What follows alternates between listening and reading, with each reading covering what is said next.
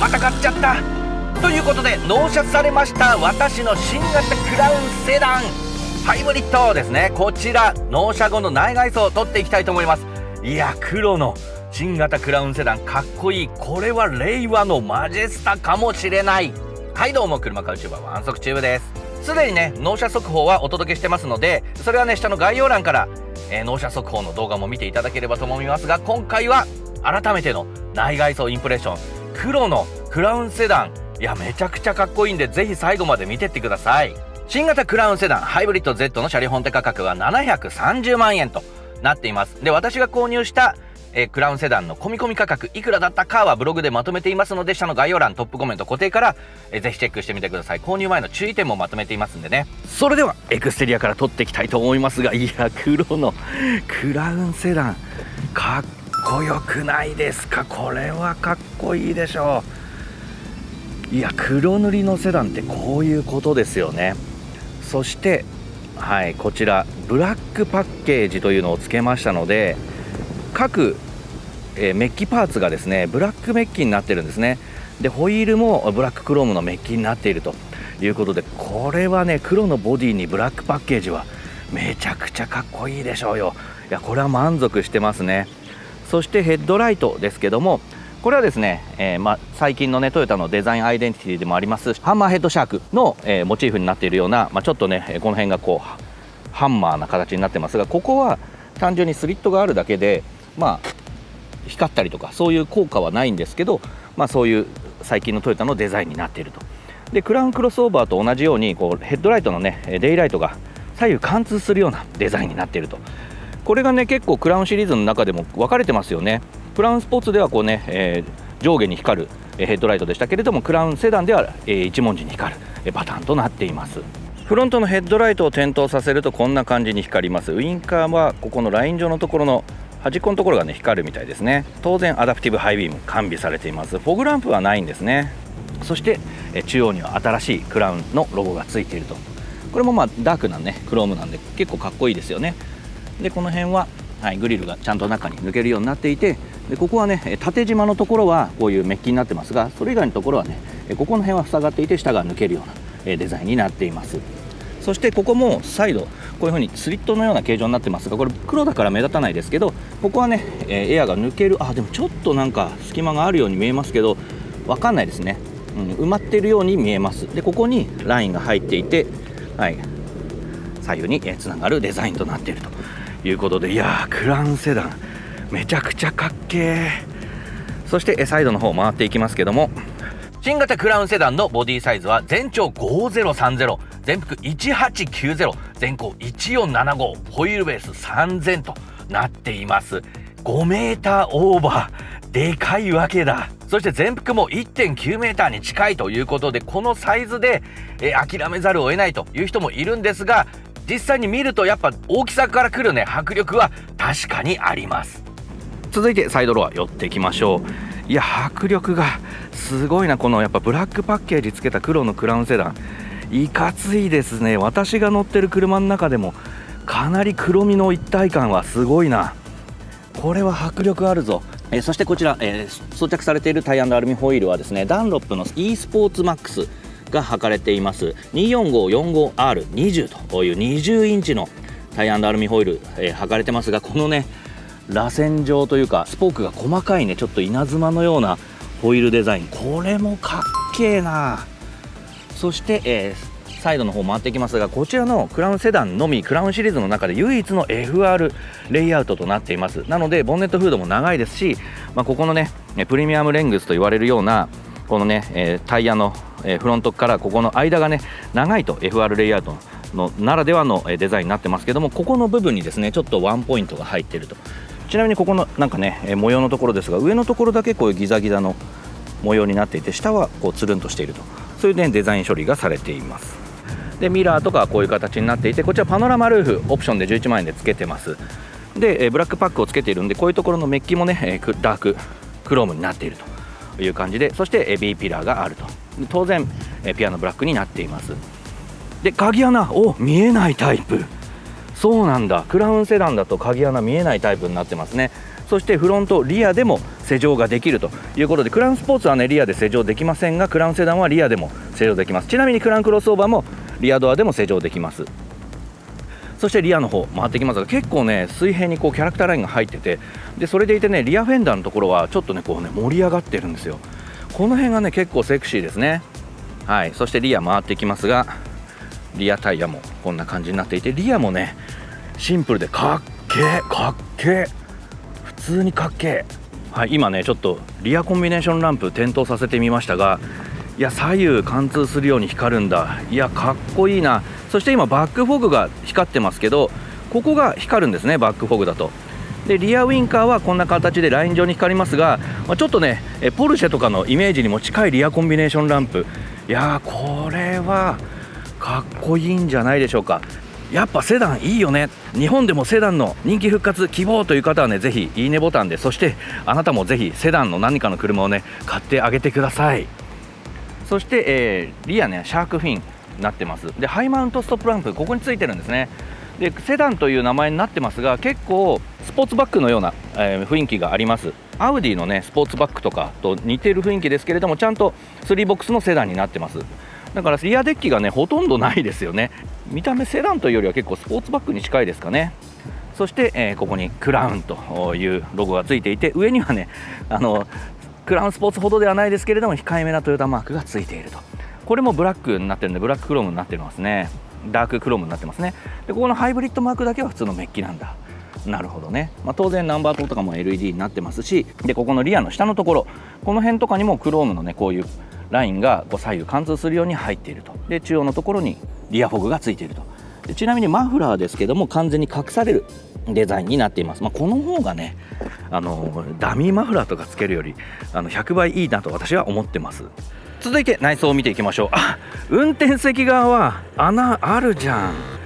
なんでこれ隠しといてくれてもいいのにな。助手席側は穴ないですけど、運転席側は鍵穴見えてますね。こういう高級車であればね鍵穴は見えてない方がいいと思うんですけどね。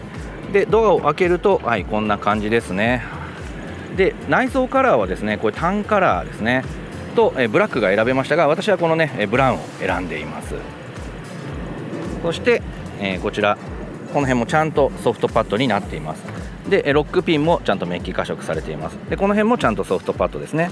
で中央の部分はこう木目調の、パネルが入ってますが、こういうねオーナメントパネルが入るのもクラウンセダンのみとなってますので、この辺もね特別感ありますよね。そしてインナードアハンドルもちゃんとサテンメッキされていると。これがクラウンスポーツとか年次改良後のクラウンクロスオーバーとかはここが塗装なのでカサカサなんですよね。手触りがこれいかにもプラスチックという感じですが、クラウンセダンではですねここちゃんとサテンメッキされているという感じですね。で、ポジションメモリは2つついていると。でこの辺もちゃんとソフトパッドですね。で肘置きのところもステッチ付きの合成比較で覆われていて、でウィンドウスイッチパネルの、ね、台座のところもこんなガンメタブラックみたいになっていると。ここもグロスになってますね。でスイッチ自体にもサテンメッキの加色がしてあって、当然4枚窓とも、ワンタッチオープンに対応していて 100% リアもね開きますね、窓はね。そして、ドアポケットのところには、LED のカーテッシュランプついてます。この辺はカチカチですね。ただちょっと気になった点としてはですね、なんと、ドアポケットにはドリンクが置けるような形にはなってないですね。どうしてって感じですね。こんだけ大きいポケットがあるんだったらここ飲み物置いたら倒れちゃうんで、ここはねなんか他のクラウンシリーズとかでは飲み物置けるようになってるんで、置けるようだといいのになと思います。でもスピーカーのパネルは結構でかいですね。でこの辺もソフトパッドになってると。そしてこちらのクラウンセダンではですね、他のクラウンシリーズではドアヒンジは、プレス製でしたけれども、クラウンセダンでは鋳造製となっていると。この辺もだから GAL プラットフォームならではなのかもしれませんね。そしてシートですけれども、シートの形状自体は他のクラウンシリーズと同じですかね。このね、ブラウンのね内装いいですね。でランバーサポートもついている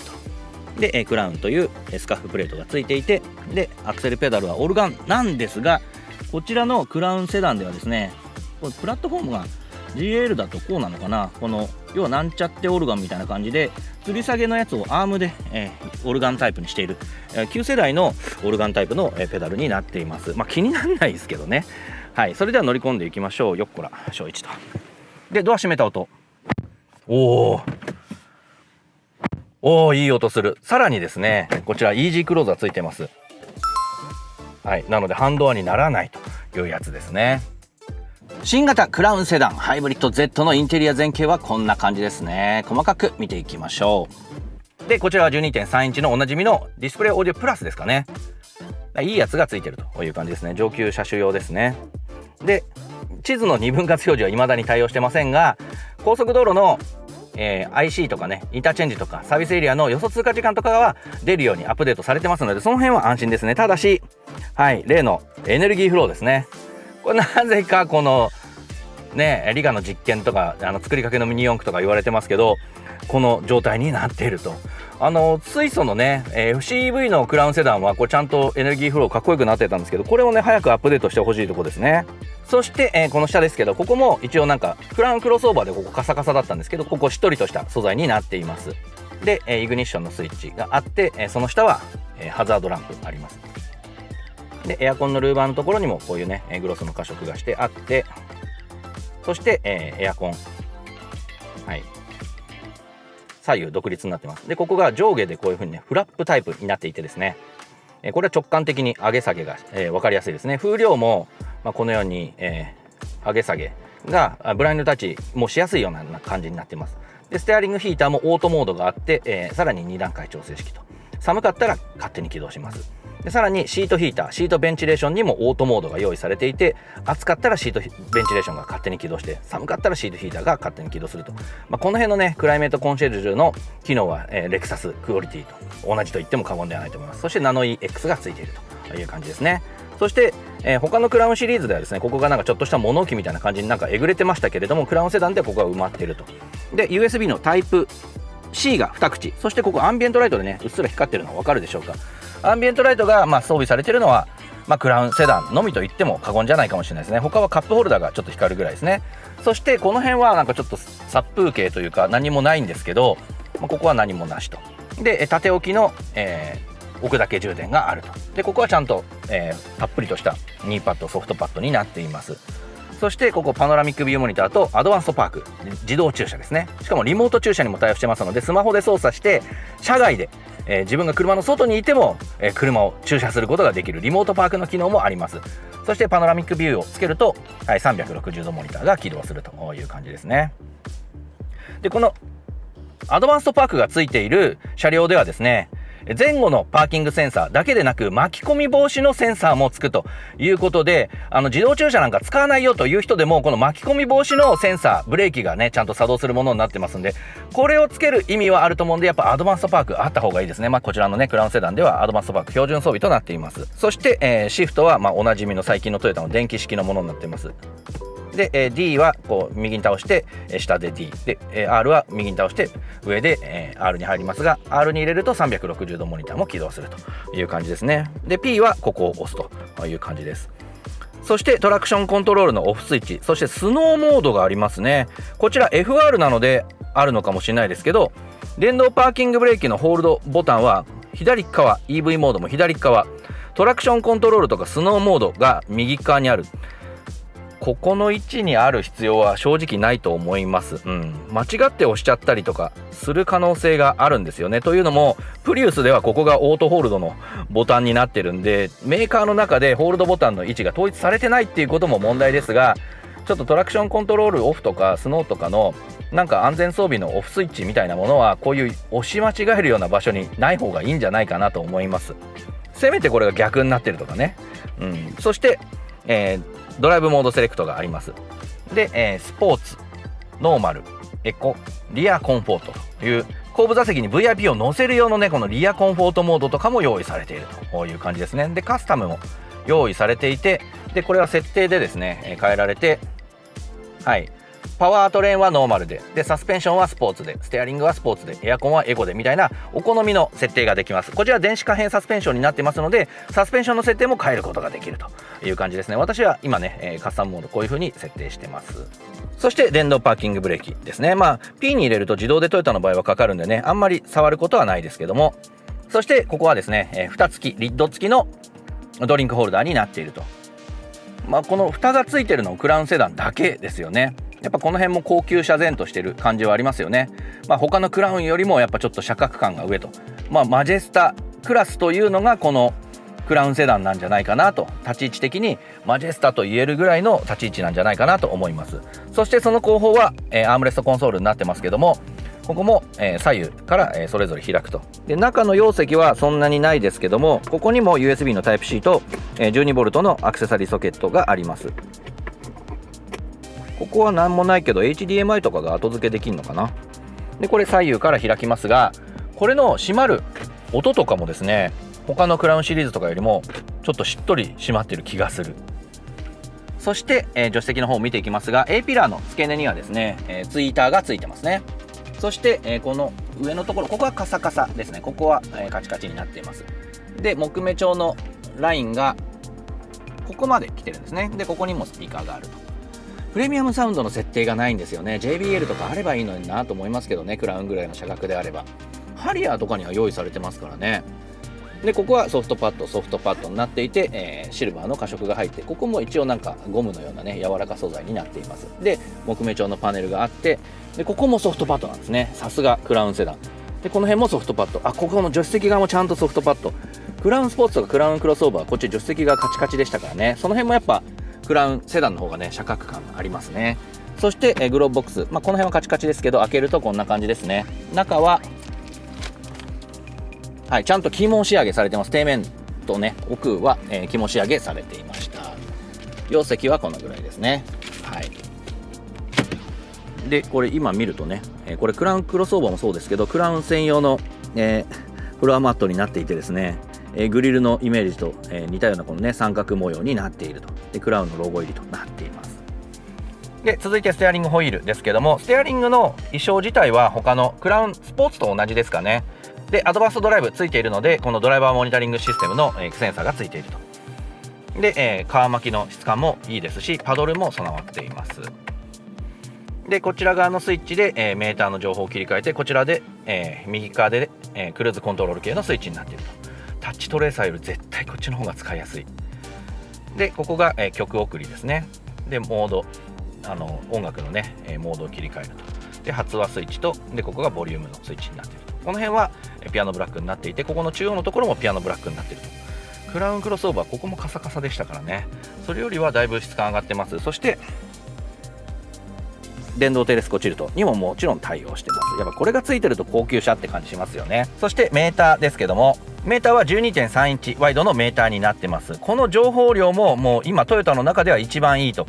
クラウンかカローラかという感じになってます。そのどちらも情報量はいいです。レクサスよりも情報量がいいと。何がいいかと言いますと、メータータイプがですね、このシンプルモードでウィジェットのオンオフというのがあります。このウィジェットをオンにすると、この下のところにですね、今追加されているのが分かるでしょうか。左右の下に現在の始動後の平均燃費、そしてこっち側は今、何もないんですけど、ちょっと試しに今ねラジオをつけましたが NAC5 って出てますよね。 79.5、 ここに音楽の情報、曲名とトラックナンバーがここに表示されるようになると。こういうウィジェットが追加できるんですよ。これレクサスの車にないんですよ。なんでやねんって思うんですけど、こういうウィジェット機能もこちらのクラウンではあると。これシンプルモードと単眼モードにだけこのウィジェットがあります。でこの二眼モードではウィジェットは表示できません。なので私は主にこの単眼モードでウィジェットありにしているという感じですね。でさらにメーターのデザインとかも一応ねちょっとだけデザインが変えられると。タフとかねスマートとか、この辺はお好みでどうぞという感じですね。カジュアルともうちょっとなんかね違いがあるといいんですけどね、今回はちょっとスポーティーにしてみました。でちょっと注意点としてはですね、納車された時点ではですね、プロアクティブドライビングアシスト、この PDA ってやつですね、これがオフになってましたので、これオンにしておいた方がいいと思います。でこの PDA って何かっていうと、プロアクティブドライビングアシストといってですね、クルーズコントロール中じゃなくても前方の車両に近づきすぎた場合、自動で減速をしてくれたり、あと歩行者とか自転車とかが飛び出してきた時に、ブレーキと緊急回避支援を行ってくれたりとか、あとはコーナーに進入する速度が速すぎると減速してくれたり、信号で右左折のウインカーを出しているのに減速しなかったら緩やかに減速してくれたりと、そういう気の利いた、もうほぼね追突とかのリスクがかなり減る安全装備になってますので、これはねオンにしておいた方がいいなと思います。でここの中央とかね左右それぞれ情報、何を表示するかとかを、カスタムして置いとけるんですが、中央は地図で、こっち側が燃費だったり、オーディオだったりとかっていう風にね、いろいろ設定もできますし、さらにその右側を押すとですね、どの項目を表示するかっていうのがね細かく、チェックを入れられると。でチェックを入れた項目がこう切り替え画面に出てくるという感じなんで、とりあえず全部オンにしといてもいいと思いますけどね。タイヤ空気圧とかも表示できると。で私はだいたいこっち側を、こう燃費グラフにして、で、反対側をエネルギーモニターにしておくというようなことが多いです。で今回ね FR なんで四駆の状況とかはね作動する画面がありませんので、これがいいんじゃないかなと思ってます。そしてヘッドアップディスプレイも当然あるという感じですね。で結構ね意外だったのがここの素材変わってます。クラウンクロスオーバーとかクラウンスポーツとかだとここカサカサなんですよ。でもここしっとり素材に変わってます。私ここにメガネ置いたりすることが多いんで、これはね地味に嬉しいポイントですね。でここにスピーカーがあり、ツイーターもありで A ピラー、そしてルーフライニングで、サンバイザー、この辺も全部起毛仕上げというかレクサスと同じような細かい目のファブリックが巻かれていると。この辺も質感はいいですね。でエアコンのルーバーがあって、で、この辺にヘッドアップディスプレイのオンオフ、 AC 電源に、電気を供給するか、アダプティブハイビームのスイッチ、そしてこれリアのサンシェードのオンオフスイッチがあります。これクラウンクロスオーバーにもついてますけど RX とかでもない装備なので、こういうのがあるとねなんか高級車という感じはありますよね。でこれを閉めてしまってもですね、こちらのクラウンセダンではですねこの、デジタルインナーミラーになってますので、こういうね、普通の通常のミラーだと、サンシェードが閉まっていると、このように後方視界ってねあんまり良くないですけども、デジタルインナーミラーであればですね、このようにブラインドが閉まってても問題ないしという感じになっています。そしてオードトリップのスイッチがここにあって、 ETC のユニットがあって、トランクリッドのオープナー、フュエルリッドのオープナー、これなんだろうな、熱線とかですかね。でボンネットのオープナーがあるという感じですね。そしてオーバーヘッドですが、今もう紹介しちゃいましたがデジタルインナーミラーになっているという感じですね。そして、オーバーヘッドのコンソールですけど、ここはもう全てタッチ式になってます。この辺もなんかレクサスとそんなに差がないクオリティかなと思います。これもねじんわり消えていくんですね。そして、SOS コールのスイッチがあって、でこれドア連動のね、照明のスイッチ、そして、こちらパノラマルーフをですね、オプションでつけましたので、こんな感じで開くと。ただしこれはね窓開きません。はめ殺しの窓となっていて、中央の分割線も結構でかいっちゃでかいですけども、後部座席にいる人のね明かり取りとしてはいいんじゃないかと思います。続いて後席見ていきましょう。後席ドアでも施錠解錠できる、いいですね。でドアを開けるとこんな感じですね。さすがやっぱセダン高級感ありますね。この辺もここソフトパッドになってますねちゃんと。でロックピンもメッキ化色されていて、手動ですけれどもこういうねブラインドも用意されているという感じですね。そしてここも全席同様木目調のオーナメントがあって、サテンメッキされたインナードアハンドル、ここにツイーターがついてますね。でこの辺もソフトパッドになってますね。で肘置きもステッチ付きの合成規格で覆われていて、ウィンドウスイッチ台座もこの、ガンメタブラックのような、グロスのパーツになっていると。で窓もワンタッチオープンで 100% 開きますし、締まり際とかもね、ちょっとゆっくりになる。この辺もレクサスと同じような作りになってますね。で下のところはカチカチですけども、ここにカーテシランプちゃんと後席にもあります。ここもやっぱドリンクはちょっと置けるかどうか、でも置けるかな。でもなんかちょっとガタガタしちゃいそうですね。でスピーカーがついていると。そしてですね、こちらのクラウンセダンでは後席ドアのヒンジも、鋳造製となっています。そしてシートですけども、結構ヘッドレストも大きい立派なものがついてますね。シートバックの高さも結構高いです。リクライニングとかはどうだったかな。ちょっと乗り込んでいきましょうかね。ここにねスカッフプレートついてますね。よいこら。でもサイドシールもそんなに高くないんで乗り込みはしやすいですね。でドア閉めた音、こんな感じ。そして、後部座席にもイージークローザーがついていると。高級車って感じですね。運転席173の私のドラポジに合わせて後部座席膝前は拳2個分ということで、5メーターオーバーのサイズにしては膝前はそんなに広くないかなという感じはあります。やっぱり最近はね、VIP 乗せるんでもミニバン、要はアルファードとか LM とかそっちの方に需要が移ってきてるというのもなんとなく分かりますよね。でもまあこちらはこういうグリップが、クラウン伝統のというかですね、こういうしっかりとした乗り降りしやすいグリップがついていると。そして、シートバックポケットは運転席助手席がついてます。でセンターコンソール後端はですね、木目調のパネルがここにもあしらわれていて、エアコンのルーバーついてますが、クラウン伝統の自動スイング機能みたいなのはやっぱなくなっちゃったみたいですね。これを惜しむ声はあるかもしれない。そしてここは蓋付きで何があるのかと思ったら、ここが 1500W のアクセサリーコンセントになってるんですね。USB のタイプ C はここに露出しているという形になっています。でもこの辺の、ね、作りはいいですね、見栄えは良いと思います。ただセンタートンネルのでかさは半端ないな。これおそらくですけど、水素のクラウンセダンとこのプラットフォームとかを共有している関係で、ここにね水素タンクが入る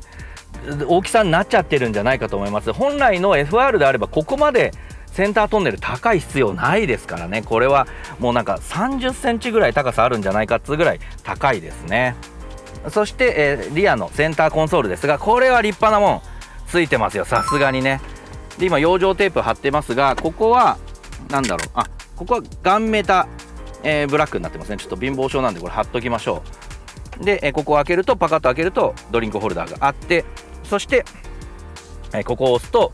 コンソールが、点灯します。でオーディオとかね、あとエアコンの操作パネルですね。4ゾーンではなくトリプルゾーンですね。左右は、独立してません。でも、シートヒーター、シートベンチレーション、リアのシートベンチレーションもあると。リクライニングはここでできるんだ。これか、シートか。これでできるんだ。なるほど、これでリクライニングしてますね。なるほどなるほど。ワンタッチで戻すボタンとかですね。連動とかもできるみたいですね。シェードもあって、リラクゼーション、これマッサージ機能がついてるんですね。右側、これ着座センサーついてるから今右側しか反応しないですね。で全身リフレッシュとかやると、なるほど。で揉みの強さとかも5段階で調整できるみたいですね。これはいいですね。肩腰とか上半身とかできるんですね。結構もみもみしてくれてるというか、じっくり押していく感じですかね。ないよりあった方が絶対いいですね、これはね。いや、さすがクラウンという感じですね。そしてここが、コンソールになってて物置ですけど、ここも中もしっかり肝仕上げされているという感じですね。でここはトランクスルーとかも一切できない作りになっています。で、照明ですけども、ここはスイッチ式ですね。で、ここに、グリップとちょっと引っ掛けるものがありますが、結構ねこれパノラマルーフを今ね開閉してますが、パノラマルーフをつけるとですね、ここちょっとこうなってんの分かるでしょうか。これによって結構ですね、私の髪の毛はここちょっとくっつきますね。なんでパノラマルーフはちょっともしかしたら良し悪しかもしれないですね。ここだったらそんなにつかないと思うんですが、ちょっとシートに座って頭をかがめるような感じにすると髪の毛がここにちょっと当たっちゃいますね。でなんかここの B ピラーのところにこんななんかメッキ化色されたなんかこういう引っ掛けるものとかがあったりとか、なんかちょっと微妙におしゃれな部分もありますね。パノラマルーフを開けてると、後部座席の頭上までは来ないですけど、前方視界、座った時のこういう視界がこのぐらい明るくなるという感じですね。ちなみに閉めると、こんな感じに暗くなるので、やっぱり明るい方が気分はいいですかね。そしてクラウンクロスオーバーとかクラウンスポーツでもありましたが、この後部座席とか運転席側からこの助手席をこのスライドしたりさせることができるスイッチも備わっています。続いてラゲッジ見ていきましょう。オープナーはねやや右寄りのところにスイッチがあります。で開けるとこんな感じですね。スイーッと開いていきます。でラゲッジ容量はセダンなので、結構広いですね。これだったらねゴルフバッグとか積めそうですね。私ゴルフやらないんですけど。そしてトランクスルーはこちらのセダンではできません。真ん中とかも抜けないようになっています。この辺がね、3ボックスならではのボディ剛性とかね、騒音には効いてくると思いますが、使い勝手の部分ではトランクスルーできた方がいいかなと思います。そしてここにある謎のこの豪華そうなクラウン袋ですが2つありますよね。これ何かというと、取り出すとこういうものが入っています。ノベルティかなと思ったらどうやら違うと。で実はこれですね、このようにこうパカッとやって、ここにこういうふうに、ニョキッと出てきましてですね、オットマンということで、これ後部座席の足元に靴脱いでなのかちょっと斜めにするためのオットマン、簡易オットマンみたいなものが、足置きですかね、オットマンというよりはね、そういうものがこういうわざわざ袋に収納されて入っているという感じですね。はい、注意書きとかも書いてありますね。運転席助手席では使用しないでくださいということですね。フットレスト、はい、これフットレストだそうです。はい、なのでね、後部座席の左右に置けるように2つ、